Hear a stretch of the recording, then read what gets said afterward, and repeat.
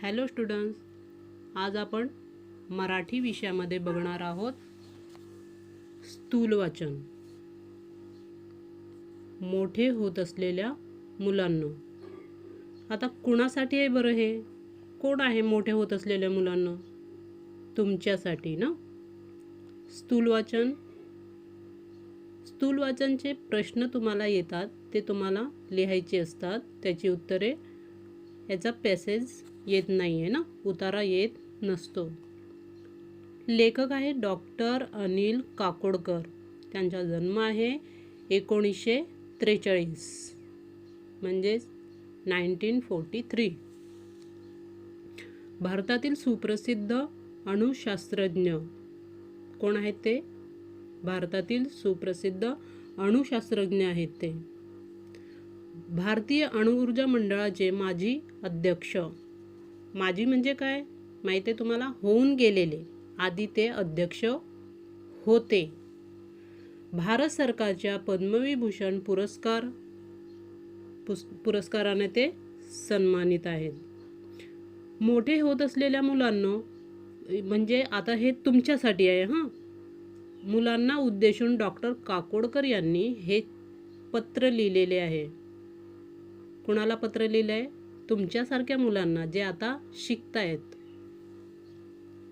त्यांचे बार्कमधील अनुभव मुलांचे भावविश्व निश्चित समृद्ध करतील. म्हणजे त्यांनी या पाठामध्ये तुम्हाला त्यांचे 2 अनुभव सांगितलेले आहे. अनुभव, एक्सपिरियन्स त्यांनी तुम्हाला सांगितलं आहे आणि त्यांना अशी आशा आहे की त्याचा तुमच्या भविष्यामध्ये खरोखरच तुम्हाला त्याचा फायदा होईल. कुठल्याही मोठ्या कामाची सुरुवात असंख्य छोट्या छोट्या कामामधून होत असते. बरोबर आहे? एखादा बिझनेस करायचा असेल, एखादा मोठा काम जर आम्ही हाती घेत असू, तर आधी आम्हाला छोटे काम करावे लागतील आणि त्या छोट्या कामामधून मग आपलं मोठं काम काय होते? साकार होते. म्हणून कोणतेही काम कमी दर्जाचे न मानता ते करायची सवय ठेवली तर मोठी कामे करताना अडचणी येत नाहीत. एखाद्याला चपराशाची नोकरी लागली, शिपाई म्हणून कोणी कामाला लागलं, तर त्याने त्या कामामध्ये असं हलकेपणा वाटून घेऊ नये. कारण लहान कामं करूनच तुम्हाला पुढे मोठी कामं करायची सवय लागेल. पण इथे लेखकांनी सांगितलंय, काकोडकरांनी, का लहान कामं करताना लाज वाटायला नाही पाहिजे ना, मनापासून ते केले पाहिजे. तेव्हा तुम्हाला मोठे कामं करायची सवय लागेल. आणि मग जेव्हा तुम्ही मोठे कामं करतील ना, तर तुम्हाला अडचणी येणार नाही ना. असा संदेश ते या पाठात देतात आणि हाच मेसेज त्यांनी तुम्हाला या पाठामध्ये दिलेला आहे. मोठे होत असलेल्या मुलांना.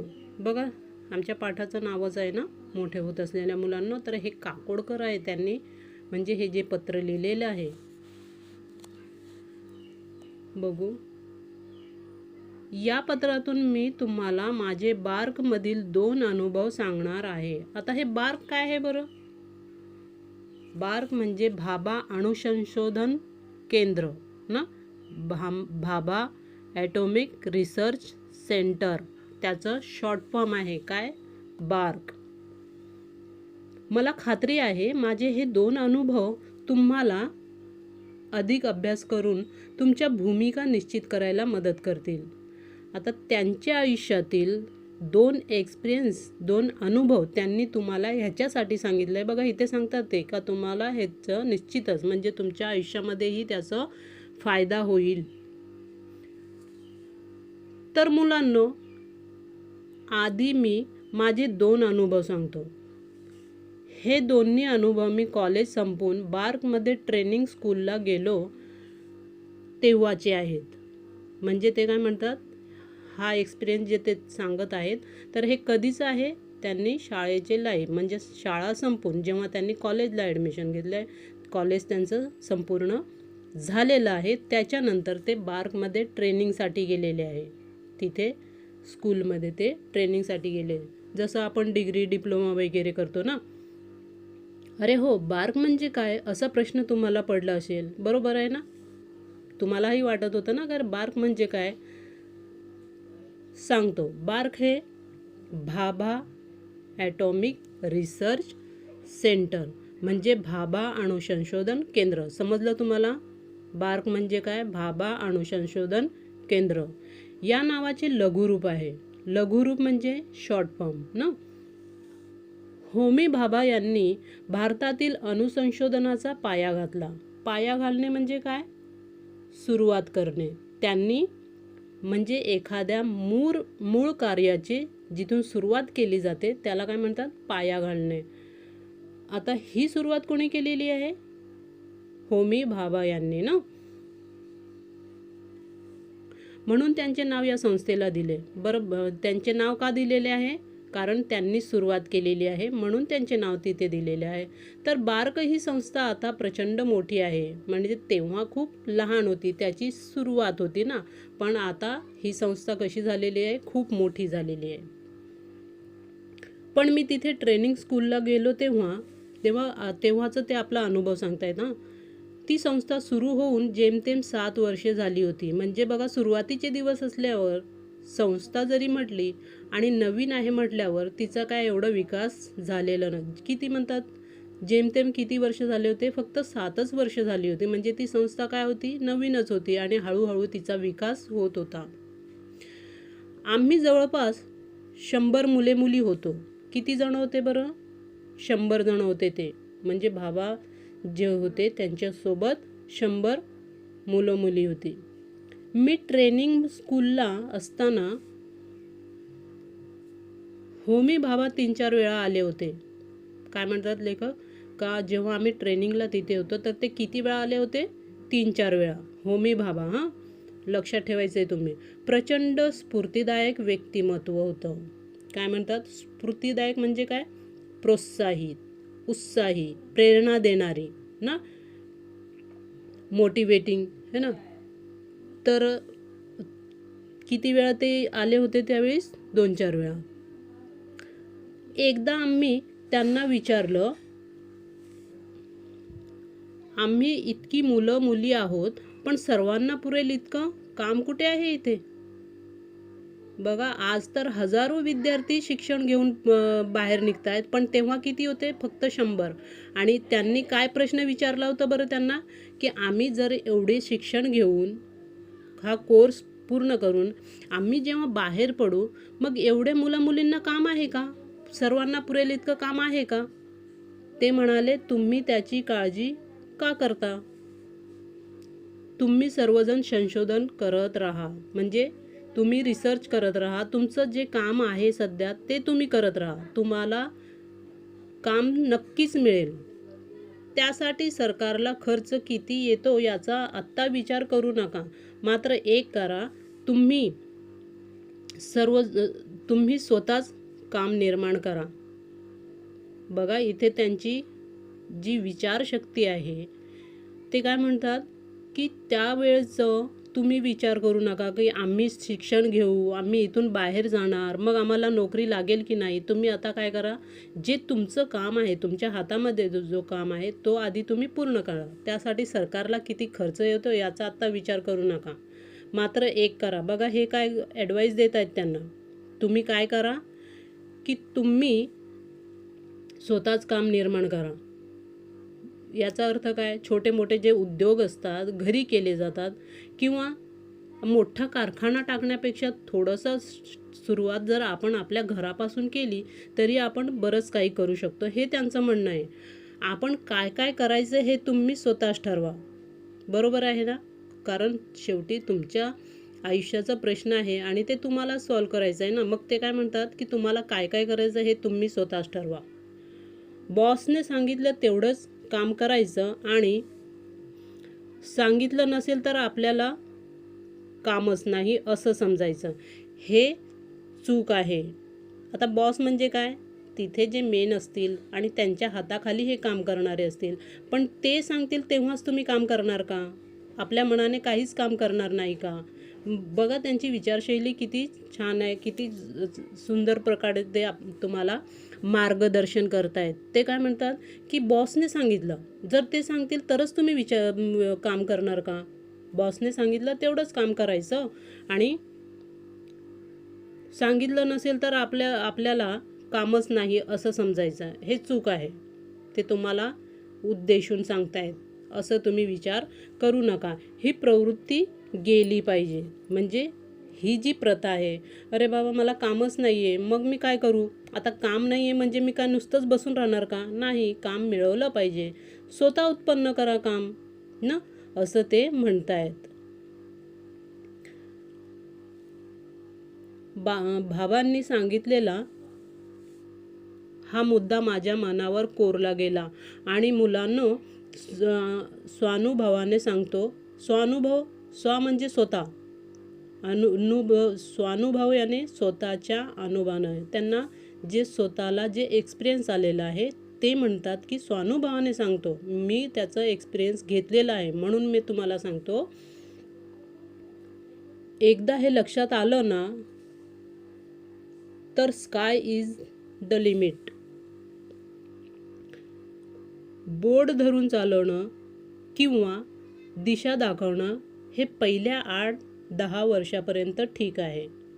बघा काय म्हणतात, बोर्ड धरून चालवणं किंवा त्यांना दिशा दाखवणं हे किती दिवस बरं आहे? पहिल्या 8-10 वर्षापर्यंत हे ठीक आहे, आवश्यकही आहे. पण अंतिमतः स्वतःला सक्षम करता आलं पाहिजे, ऊर्जा मिळवता आली पाहिजे आणि स्वतःचे मार्ग शोधता आले पाहिजेत. बघा हे तुमच्यासाठी खास आहे. आता तुम्ही हे शिकताय, 10वी नंतर तुम्ही पुढच्या आयुष्यासाठी तुम्ही कोणत्या क्षेत्रात जाणार, तुम्हाला काय करायचं आहे ते तुम्ही स्वतः ठरवणार आहे ना, का तुम्ही दुसऱ्यावर डिपेंड असणार आहे? नाही, तुमचे स्वतःचे मार्ग तुम्ही स्वतः शोधता आले पाहिजे तुम्हाला, असं लेखक तुम्हाला सांगतायत इथे. आणि काय म्हणतात, सुरुवातीचे दिवस म्हणजे आता तुम्ही लहान आहेत, मग आईबाबा तुम्हाला शाळेत घालणार, बाबा हा अभ्यास कर, असं कर, तसं कर, ते तुम्हाला एवढंच सांगणार आहे. पण पुढच्या ह्याच्यासाठी तुम्हाला काय करावं असं वाटतं हे तुम्हाला स्वतःला ठरवायचं आहे ना. Sky is limit. इथे तुम्हाला 2 मार्कासाठी प्रश्न येतोय. बघा लेखक काय म्हणतात की पहिले सुरुवातीचे 8-10 दिवस जे आहे, 8-10 वर्षापर्यंत म्हणजे तुम्ही जेव्हा लहान आहे तोपर्यंत तुम्हाला मार्गदर्शन करणं ठीक आहे आणि ते आवश्यकही आहे. पण पुढचे जे आयुष्य आहे, पण अंतिमतः म्हणजे शेवटी काय, तर स्वतःला सक्षम करता आला पाहिजे. तुम्ही स्वतः सक्षम करा ना, दुसरे थोडी तुम्हाला तयार करणार आहेत. ऊर्जा मिळवता आली पाहिजे आणि स्वतःचे मार्ग शोधता आले पाहिजे. मार्ग म्हणजे काय, पुढचा प्रवास, शाळा कॉलेज संपल्यानंतर पुढे आपण काय करायचं ते आपल्याला काय करता आले पाहिजे, स्वतःला शोधता आले पाहिजे.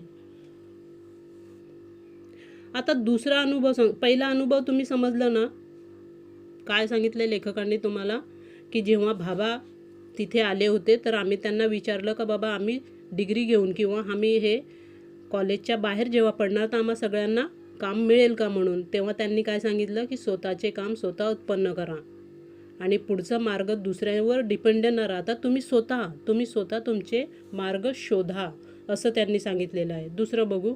आता दुसरा अनुभव सांगतो. ट्रेनिंग स्कूलमधील प्रशिक्षण संपवून मी बार्कमध्ये इंजिनियर म्हणून जॉईन झालो. बघा ते बार्कमध्ये जेव्हा आले तेव्हा ते तिथे विद्यार्थी म्हणून आले होते, शिकायला आले होते. पण ते शिक्षण झाल्यानंतर ट्रेनिंग स्कूलमध्ये प्रशिक्षण संपवून म्हणजे ज्यासाठी ते ट्रेनिंग घेण्यासाठी आले होते त्यांची ट्रेनिंग पूर्ण झालेली आहे आणि ते प्रशिक्षण म्हणजे ते शिक्षण, ते एज्युकेशन संपवून मी बार्कमध्ये इंजिनियर म्हणून जॉईन झालो आणि ते जिथे शिकले तिथेच कामालाही लागले इंजिनियर म्हणून ना, ते इंजिनियर झालेले आहे. तेव्हा तिथे मेटलायझिंग प्रक्रियेवर मला काम करायला सांगण्यात आलं. हे मेटलायझिंग माहिती आहे काय आहे? मेटलायझिंग म्हणजे एखाद्या धातूवर दुसऱ्या धातूचं मुलामा चढवणे किंवा त्याच्यावर जी प्रक्रिया केली जाते त्याला काय म्हणतात, मेटलायझिंग प्रक्रिया. आणि हे काम त्यांना तिथे करायचं होतं. आमच्याकडे त्यासाठी यंत्रसामग्री होती पण कोणीही ती वापरली नव्हती. बघा जिथे लेखक होते कामाला लागले इंजिनियर म्हणून, ते काय म्हणतात, यंत्रसामग्री होती मशिनरी, यंत्रसामग्री म्हणजे काय? मशिनरी. त्याच्यासाठी लागणारी जी मशिनरी होती ती होती, पण यापूर्वी जेवढे इंजिनियर आले होते त्यांनी ती मशिनरी वापरलेलीच नव्हती. म्हणून मी म्हणालो मी यावर काम करतो.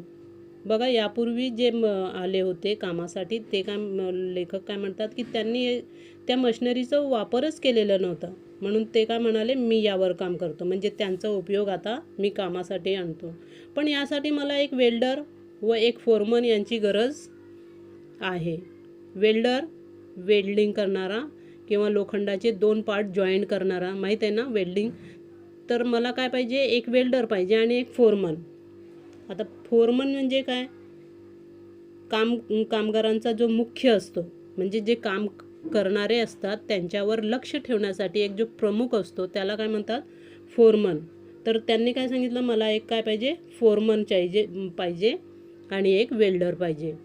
तेव्हा मला सांगण्यात आलं, तुला आता काहीच मदत मिळणार नाही, तुला स्वतःला सर्व करावं लागेल. बघा बरं, तेही नवीन होते आणि ते इंजिनियर म्हणून नवीनच जॉईन झाले होते. त्यांनी काय सांगितलं, मला एक वेल्डर आणि फोरमन पाहिजे. तर त्यांना काय सांगण्यात आलं का तुला आता काहीच मिळणार नाही, तुला स्वतः सर्व कामं करावी लागतील. वरती त्यांनी सांगितलं आहे की दुसऱ्यावर अवलंबून राहू नका. मग आता इथे तीच प्रक्रिया त्यांना तेच ऐकायला भेटलं आहे की तुला हेच काही भेटणार नाही, फोरमनही मिळणार नाही आणि वेल्डरही मिळणार नाही.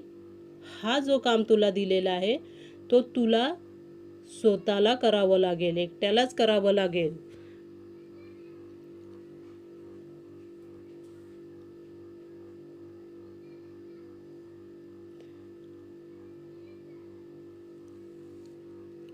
वरिष्ठांची आज्ञा म्हणून मी सुरुवात केली आणि बरीच धडपड करून ते काम पूर्ण केलं. वरिष्ठ बघा, तेही किती आपल्यापेक्षा जे मोठे आहेत ते जर आपल्याला सांगत असतील तर त्यांची आज्ञा आपल्याला पाळली पाहिजे ना. तर त्यांनीही त्यांची आज्ञा पाळलेली आहे आणि ते काय म्हणतात की मी खूप मेहनत केली, बरीच धडपड केली, म्हणजे खूप मेहनत केलेली आहे आणि ते काम जे मला सोपवले होते, त्यांनी फोरमनही दिलेलं नाही आहे, वेल्डरही दिलेलं नाही आहे, तरीही लेखकांनी ते काम काय केलेलं, मेहनत करून पूर्ण केलेलं आहे. मग त्यांनी त्या कार्यक्रमाची व्याप्ती वाढवली, हे करूया ते करूया असं बरंच काय काय म्हणाले आणि मग विचारलं, आता सांग तुला काय पाहिजे? तुला वेल्डर मिळेल, फोरमन मिळेल, आणखी जे हवे असेल ते सर्व मिळेल. बघा, इथे लेखकाची परीक्षा घेण्यात आलेली आहे. जर तुला फोरमन आणि वेल्डरची गरज असेल तर मग तो कामच कसा? यापूर्वी कोणी केलेलं नाही, पण ते तुला करून दाखवायचं आहे असं त्यांना सांगण्यात आलं आणि त्यांनीही ते करून दाखवलेलं आहे. आता जेव्हा त्यांनी हा विस्तार केला आहे, बघा, काम त्यांनी करून दाखवलं आहे, कार्याची व्याप्ती म्हणजे त्यांचं कार्य वाढलेलं आहे. तर ते काय म्हणतात, आता सांग, आता तुला काय पाहिजे? तुला जर फोरमन हवं असेल, वेल्डर हवं असेल तर ते काय तुला मिळेल. एवढंच नाही, आणखी जे हवं असेल, फोरमन आणि वेल्डरच नाही तर आणखी काही हवं असेल तर तेही मिळेल. यावर मी म्हणालो, आता मला काहीच नको, मी स्वतः सर्व करीन. बरोबर आहे ना. जेव्हा मला गरज होती तेव्हा मला फोरमन आणि वेल्डर मिळालेलं नाही आहे आणि मी मेहनत केली. आता मला असं वाटते की मला ह्यांची गरजच राहिलेली नाही, आता मी सर्व काम मी स्वतःच करीन, म्हणजे मी एकटा करू शकेन. तेव्हा ते म्हणाले, काम सुरू करण्याआधीच लोक काय काय मागण्या करतात आणि या वृत्तीमुळेच आतापर्यंत ते काम झालेलं नव्हतं. माहीत आहे, नवीन असणारे असतात ना, त्यांच्या मनामध्ये खूप प्रश्न असतात की मी हे कामाला सुरुवात केली तर लोक काय म्हणतील, मग ह्याच्यासाठी ही सामग्री लागेल ती आहे की नाही, ह्याच्यासाठी ते साहित्य लागेल ते माझ्या जवळ आहे की नाही, मग दुसरे काय म्हणणार.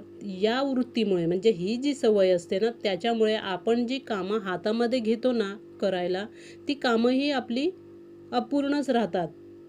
त्याचं विचार हे आधीच करायला नाही पाहिजे. आधी आपण काय केलं पाहिजे, आपलं जे कार्य आहे ते नेटाने आपण काय केलं पाहिजे, पूर्ण करायला पाहिजे, कुणाचाही विचार न करता. म्हणून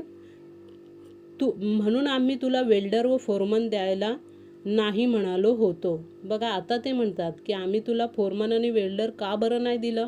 जे आम्ही तुला दिलं असतं आणि तू त्यांच्या मदतीने जर केलं असतं, मग तुझी मेहनत काय आणि तू किती कार्य केलं ते कसं समजलं असतं? त्यामुळे आम्ही तुला आधी दिलं नाही.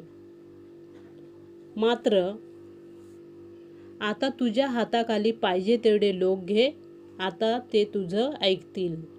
का बरं? इथे त्यांनी स्काय इज लिमिट परिस्थिती करून दाखवलेली आहे ना, त्यांनी स्वतः केलेलं आहे ना. आणि मग आता काय, तू जे लोक बोलवशील काम करायला, ते जेव्हा येतील तर ते तुझ्या हाताखाली असतील आणि तुला त्यांचं नाही ऐकावं लागणार. तर तू त्यांना जसं सांगेल तसं ते कामं करतील, नाही का? आता ते तुझं ऐकतील, बरोबर आहे ना? कारण हे शिकलेले आहेत, हे त्यांना कामाला लावतील लेखक. आणि तेव्हा ते लोक जेव्हा काम करतील तर त्या लोकांना ह्यांचं ऐकावं लागेल ना, कारण त्यांनी पाहिलंय तू हे करू शकतोस. आणि आता हेही लक्षात घे की एकटा माणूस जास्त काम करू शकत नाही. थोडक्यात काय तर तुम्ही करू शकता हे आधी दाखवा, बरोबर आहे? म्हणजे तुमची ऐपत किती आहे, तुमची क्षमता किती आहे, तुम्ही काय करू शकता हे आधी तुम्ही करून दाखवा, बरोबर आहे? विद्यार्थ्यांनो, तुम्हाला इथे लक्षात घ्यायचं आहे लेखकांचं काय म्हणणं आहे की आम्ही जे करू शकतो ते तुम्ही आधी करून दाखवा. दुसऱ्यांना माहीत पडायला पाहिजे ना तुम्ही काय करू शकता म्हणून. ते आधी तुम्ही करून दाखवा.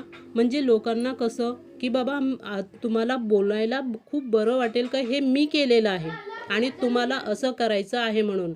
आता हेही लक्षात घे की एकटा माणूस जास्त काम करू शकत नाही. थोडक्यात काय तुम्ही करू शकता हे आधी दाखवा. मग इतरांना काम सांगा. आपल्याला येत नसताना दुसऱ्यांना काम सांगणं योग्य नाही. हा धडा दुसऱ्या अनुभवामधून मी शिकलो. बघा त्याचं दुसरं एक्सपिरियन्स खूपच छान आहे की स्वतः आधी करायचं आणि मग लोकांना सांगायचं. हे दुसऱ्या एक्सपिरियन्समधून आपल्याला कळते, कारण लेखकांनी कुणाची मदत न घेता स्वतःने आधी करून दाखवलं आहे आणि नंतर मग ते काय म्हणतात की आपण त्यांना सांगू शकतो. तर मुलांनो, जवळपास 50 वर्षापूर्वीचे हे 2 अनुभव मला आजही खूप महत्त्वाचे वाटतात. बघ काय म्हणतात, हे जे अनुभव आहेत ते काय आहे, जवळपास 50 वर्षापूर्वीचे. माझे हे अनुभव 50 वर्षापूर्वीचे आहे, पण आजही तुम्हाला खूप महत्त्वाचे, म्हणजे तुमच्या आयुष्यामध्ये त्याचा खूपच उपयोग होणार आहे. आजही खूप महत्त्वाचे वाटतात. यातील आशय तुम्ही आत्ताच नीट समजून घेतला तर मोठे होण्याच्या प्रक्रियेत तुम्हाला त्याचा फायदाच होईल याची मला खात्री आहे. आणि मीही स्वतः तुम्हाला सांगते की खरोखर लेखकाने जे आपले 2 अनुभव सांगितलेले आहेत तेही तुम्ही स्वतःनी अनुभव घेतला पाहिजे, समजून घेतलं पाहिजे. जर तुम्ही हे नीट समजून घेतले तर काय होईल, त्यांच्या ह्या एक्सपिरियन्सचं, त्यांच्या ह्या अनुभवाचं तुम्हाला पुढच्या आयुष्यासाठी खूपच महत्त्वाचं ठरणार आहे, उपयोगी येईल, तुमच्या फायद्याचं होईल. आशा करते पाठ तुम्हाला समजलेला असेल. बघूया आपण पुढच्या